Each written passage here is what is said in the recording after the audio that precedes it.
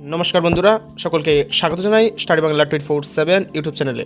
আজকের ভিডিওতে ত্রিপুরা স্পেশাল এক্সিকিউটিভের আবেদন প্রক্রিয়া নিয়ে আলোচনা করব এবং তোমাদের এই আবেদনের জন্য কী কী ডকুমেন্ট প্রয়োজন পড়বে সম্পূর্ণটি থাকছে এই ভিডিওর মধ্যে। তো ভিডিওটি শেষ পর্যন্ত দেখার অনুরোধ থাকছে। তো স্পেশাল এক্সিকিউটিভের জন্য 6367টি পোস্ট বের হয়েছে এবং ত্রিপুরার 8টি জেলার মধ্যে প্রত্যেকটি জেলা অনুযায়ী ভ্যাকেন্সি জারি করা হয়েছে। যেমন ওয়েস্ট ত্রিপুরার মধ্যে রয়েছে 1585টি, সিপাহীজলার মধ্যে রয়েছে 839টি, গোমতী ত্রিপুরার মধ্যে রয়েছে 769টি, সাউথ ত্রিপুরার মধ্যে রয়েছে 752টি, খোয়াই ত্রিপুরার মধ্যে রয়েছে 571টি, ধলাই ত্রিপুরার মধ্যে রয়েছে 664টি, নর্থ ত্রিপুরার মধ্যে রয়েছে 719টি, ঊনকোটি ত্রিপুরার মধ্যে রয়েছে 488টি। এবং এই পোস্টের জন্য যে স্যালারি দেওয়া হবে 13,000 টাকা পার মান্থ এবং এলিজিবিলিটি হচ্ছে মাধ্যমিক পাস এবং ত্রিপুরার স্থায়ী বাসিন্দা হতে হবে। এখানে বয়স রাখা হয়েছে 21 থেকে 50 বছর। SC ST ক্যান্ডিডেটের জন্য 5 বছরের ইলেকশন রয়েছে। তোমাদের এজ কাউন্ট করা হবে 1 জানুয়ারি of the year of application. তো দেখে নেওয়া যাক সিলেকশন প্রসিডিওরটা। আপনাদের বোঝার জন্য নোটিফিকেশনটি বাংলায় ট্রান্সলেট করা হয়েছে। প্রথমে বলা হয়েছে, যোগ্য এবং ইচ্ছুক প্রার্থীরা নির্ধারিত ফরমের আবেদন করবেন এবং সাথে উল্লেখিত প্রয়োজনীয় নথিপত্র যুক্ত করে স্থানীয় থানায় জমা দিতে হবে। তালিকাভুক্ত হওয়ার যোগ্যতার প্রমাণ হিসাবে প্রতিটি আবেদনকারীকে আবেদনের সাথে নিম্নলিখিত নথিপত্রগুলি জমা দিতে হবে। 1 নম্বর রয়েছে বয়সের প্রমাণ হিসাবে আধার কার্ড, জন্ম শংসাপত্র, স্কুল লিভিং সার্টিফিকেট। 2 নম্বর বলা হয়েছে সরকারি মেডিকেল অফিসার কর্তৃক ইস্যু করা মেডিকেল ফিটনেস সার্টিফিকেট।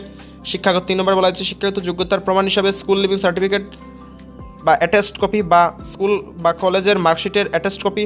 4 নম্বর সংশ্লিষ্ট এলাকার স্থায়ী বাসিন্দা কিনা তা নির্ধারণের জন্য উপযুক্ত সরকারি কর্তৃপক্ষ কর্তৃক ইস্যু করা অর্ডিনারি রেজিডেন্ট রেজিস্টার সার্টিফিকেট বা সমতুল্য শংসাপত্রের সার্টিফিকেট কপি এবং বয়সের ছাড় পেতে চাইলে SC ST কাস্ট সার্টিফিকেট। তো বলা হয়েছে প্রার্থীদের পদের উপযুক্ততা যাচাই করার জন্য মোট 100 নম্বরের ভিত্তিতে নিম্নলিখিত মানদণ্ড অনুযায়ী পরীক্ষা করা হবে। অর্থাৎ আপনাদের সম্পূর্ণ ডকুমেন্টের উপর বেসিস করে মেরিট তৈরি করা হবে এবং কিছু এখানে পয়েন্ট দেওয়া হয়েছে যে পুলিশকে সহায়তা করার মানসিকতা লক্ষ্য করা হবে, অপরাধ বা আইন শৃঙ্খলার সমস্যা প্রতিরোধের নজরদারি বজায় রাখার ক্ষমতা, সন্দেহজনক কার্যকলাপ এবং অথবা সন্দেহজনক গতিবিধি লক্ষ্য করার ক্ষমতা, স্থানীয় ভাষায় পড়তে বা লিখতে পারার ক্ষমতা, এগুলো চেক করা হবে।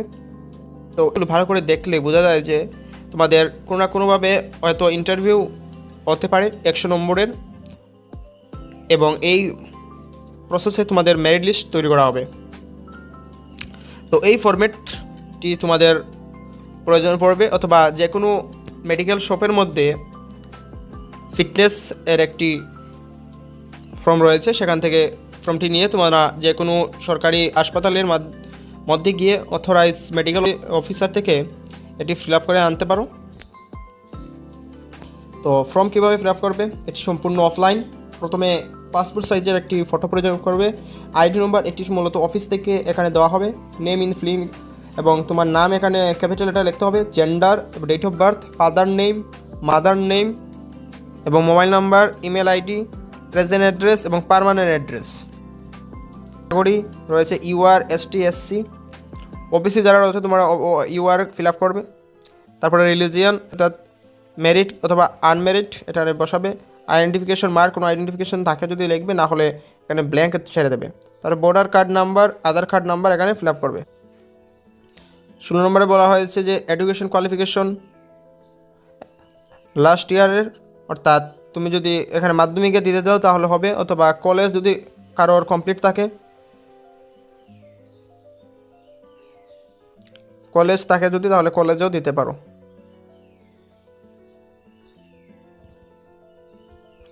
17 নম্বরে বলা হয়েছে যে যদি NCC করে থাকো কলেজের মধ্যে NCC, তাহলে NCC সার্টিফিকেটটা এখানে বসাবে।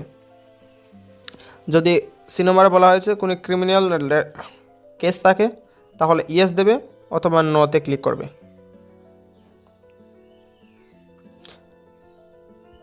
এবং যদি ইয়েস দিয়ে থাকো তাহলে এখানে ডিটেলসটা ফিল আপ করতে হবে।